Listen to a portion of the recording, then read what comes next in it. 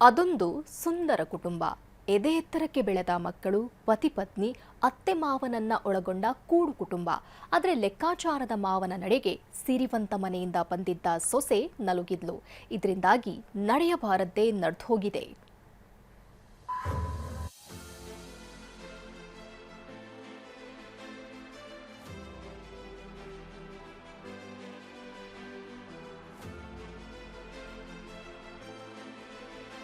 ಉಸಿರು ಚೆಲ್ಲೋ ವಯಸ್ಸಲ್ಲ, ಪ್ರಾಣ ಬಿಡುವ ತಪ್ಪನ್ನು ಮಾಡಿರ್ಲಿಲ್ಲ. ನಗು ಬೀರುತ್ತಿರುವ ಈಕೆ ಹೆತ್ತ ತಾಯಿಯಿಂದಲೇ ಕೊಲೆಯಾಗಿದ್ದಾಳೆ. ಮುದ್ದಿನ ಮಗಳನ್ನ ಹತ್ಯೆಗೈದಿರುವ ತಾಯಿ ತಾನು ಪ್ರಾಣ ಬಿಟ್ಟಿದ್ದಾಳೆ.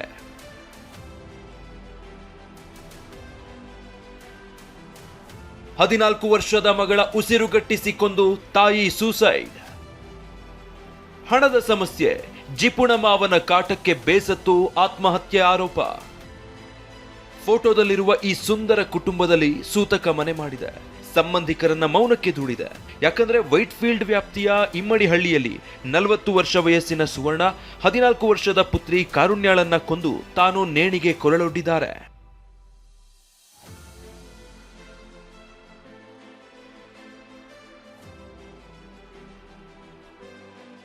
ಚಂದ್ರಶೇಖರ್ ಮತ್ತು ಸುವರ್ಣ ದಂಪತಿ 18 ವರ್ಷದ ಹಿಂದೆ ಮದುವೆ ಆಗಿದ್ದು ಅತ್ತೆ ಮಾವನ ಜೊತೆಗೆ ಒಂದೇ ಮನೆಯಲ್ಲಿ ವಾಸ ಇದ್ರು. ಮಗ ಹಾಸ್ಟೆಲ್ನಲ್ಲಿ ಓದ್ತಾ ಇದ್ರೆ ಮಗಳು ಹೆತ್ತವರ ಜೊತೆಗಿದ್ಲು. ಕಳೆದ ರಾತ್ರಿ ಸುವರ್ಣ ಹಾಗೂ ಪುತ್ರಿ ಕಾರುಣ್ಯ ಒಂದೇ ರೂಮ್ನಲ್ಲಿ ಮಲಗಿದ್ರಂತೆ. ಬೆಳಗ್ಗೆ ಪತಿ ಎದ್ದು ರೂಮ್ ಬಾಗಿಲು ಬಡಿದಿದ್ದಾರೆ. ಆದ್ರೆ ಯಾರೂ ತೆಗ್ದಿಲ್ಲ.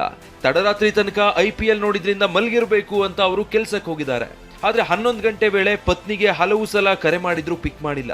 ಬಳಿಕ ಗಾಬರಿಗೊಂಡು ಮನೆ ಸಮೀಪವೇ ಇದ್ದ ಸಹೋದರನಿಗೆ ಕರೆ ಮಾಡಿ ಮನೆ ಬಳಿ ಹೋಗುವಂತೆ ಹೇಳಿದ್ದಾರೆ. ಆತ ಬಂದು ಡೋರ್ ಒಡೆದು ನೋಡಿದಾಗ ಕಾರುಣ್ಯ ಶವ ಬೆಡ್ ಮೇಲೆ, ಅತ್ತಿಗೆ ಸುವರ್ಣ ಫ್ಯಾನಿಗೆ ನೇಣು ಬಿಗಿದುಕೊಂಡಿರುವ ಸ್ಥಿತಿಯಲ್ಲಿ ಮೃತದೇಹ ಕಂಡು ಬಂದಿದೆ. ಕೂಡಲೇ ವೈಟ್ ಫೀಲ್ಡ್ ಪೊಲೀಸರಿಗೆ ಮಾಹಿತಿ ನೀಡಿದ್ದಾರೆ.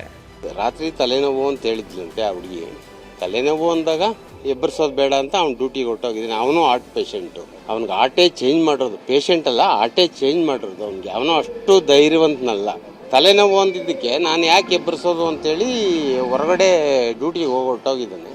11 ಗಂಟೆ ಸುಮಾರಿಗೆ ಬಾಗ್ಲು ಹೊಡೆದು ಬಾಗ್ಲು ಫೋನ್ ರೆಸ್ಪಾನ್ಸ್ ಮಾಡದೇ ಇದ್ದಿದ್ದಕ್ಕೆ ಬಾಗ್ಲು ಹೊಡೆದು ತೆಗೆದು ಇದು ಮಾಡಿದ್ರು. ಕೃಷ್ಣಗಿರಿ ಮೂಲದ ಸುವರ್ಣ ಸಿರಿವಂತ ಮನೆತನದವರಂತೆ. ಆದ್ರೆ ಪತಿ ಮನೆಯಲ್ಲಿ ಆರ್ಥಿಕ ಸ್ವಾತಂತ್ರ್ಯ ಇರ್ಲಿಲ್ವಂತೆ. ಮಾವ ಪ್ರತಿಯೊಂದಕ್ಕೂ ಲೆಕ್ಕ ಹಾಕ್ತಿದ್ದು ಸಂಬಂಧಿಕರ ಮನೆಗೆ ಫ್ರೀ ಬಸ್ ಬಳಸಿ ಓಡಾಡ್ತಿದ್ರಂತೆ. ತನ್ನ ವಿಷಯವಾಗಿ ಪತಿಯೂ ಕೈ ಚೆಲ್ಲಿದ್ದಾನೆ. ಸಂಬಂಧಿಕರ ಬಳಿ ಹೀಗಂತ ಸುವರ್ಣ ಹೇಳಿದ್ಲಂತೆ. ಹೀಗಾಗಿ ಪತಿ ಹಾಗೂ ಮಾವನ ವಿರುದ್ಧ ಸುವರ್ಣ ಸಂಬಂಧಿ ಆರೋಪ ಮಾಡ್ತಿದ್ದಾರೆ. ಅವಳು ಯಾವಾಗೂ ದುಡ್ಡು ಕೊಡಲ್ಲ, ಕಾಸು ಕೊಡಲ್ಲ, ಎಲ್ಲಿ ಓಡಾಡಕ್ಕೂ ಬಿಡಲ್ಲ. ತುಂಬಾ ಮಕ್ಕಳಿಗೂ ಏನ್ ಮಾಡಕ್ಕೂ ಕಾಸು ದುಡ್ಡು ಏನು ಕೊಡ್ತಾ ಇರಲಿಲ್ಲ ರೀ. ಇವರು ತುಂಬಾ ನರಳ್ಬಿಟ್ಟವಳೆ ರೀ, ಹೇಳ್ಕೊಂಡವಳೆ ರೀ ನಮ್ಮ ಹತ್ರ. ಫ್ರೀ ಬಸ್ನಾಗೆ ಬರೋಳು, ಫ್ರೀ ಬಸ್ನಾಗ ಬರೋಳ್ರಿ ನಮ್ಮ ಮನೆಕ ಬಂದ್ರೆ 10 ಸಾರಿ ಫೋನ್ ಮಾಡೋರ್ರಿ ಇವರು. ಎಲ್ಲ ಕಷ್ಟಕ್ಕೂ ಪರಿಹಾರ ಇದ್ದೇ ಇರುತ್ತೆ. ಎದೆ ಎತ್ತರಕ್ಕೆ ಬೆಳೆದ ಮಕ್ಕಳೇ 4-5 ವರ್ಷ ಕಳೆದಿದ್ರೆ ಆಕೆಗೆ ಆಸರೆ ಆಗ್ತಿದ್ರು. ಆದ್ರೆ ಮಗಳನ್ನೇ ಕೊಂದು ತಾನೂ ತಾಯಿ ಆತ್ಮಹತ್ಯೆ ಮಾಡಿಕೊಂಡಿದ್ದು ದುರಂತವೇ ಸರಿ. ಶಿವಪ್ರಸಾದ್, TV9 ಬೆಂಗಳೂರು.